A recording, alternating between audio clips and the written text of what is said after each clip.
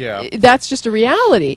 She says there's so much we still just don't know, and also she asked me a fair question: what would it take for you to believe that there is a spiritual something other than, spiritual realm?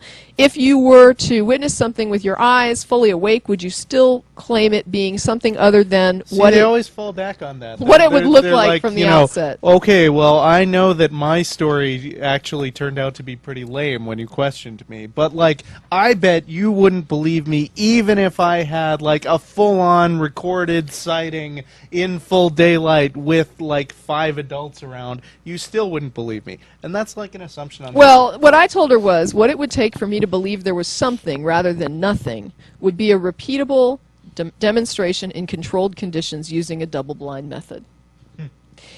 And that's where we're going to... Science. Well, I told her as well that when you drive cross-country, and I don't know how far she's ever driven, but when you drive cross-country, especially in heat, you see what's commonly referred to as a mirage. Oasis. You look at the street in front of you, and you see water.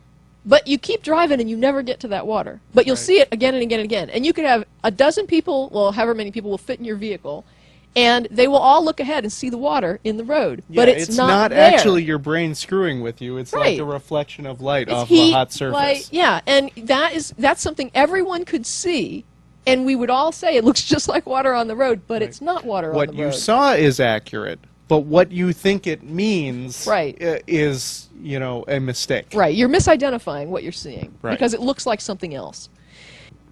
I gave her another example of when sometimes I think most people have had the experience of thinking they see a dead animal on the side of the road. You get up to it and it's just a bag, or it's like some piece of sod, or it's someone's sweater, and but I don't think there's a person alive who's past a decent age who hasn't had the experience of thinking they saw something and then realizing it was something else. But if you leave that situation before you examine it closer, you're going to think the first thing you saw is what you saw. You're not going to ever know that you were wrong about it unless you investigate it. All right, she said that she saw this for about 4 seconds in another email. She looked at it for 4 seconds. It was long enough and close enough for me to determine it was a clear head and shoulders. It still couldn't really... She goes...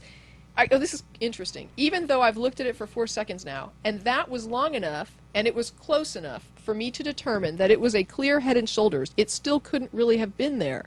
And in my mind, she answered her own question. She viewed it for a few seconds, and she understands it couldn't really have been there. And yet, the assertion is that I really saw something.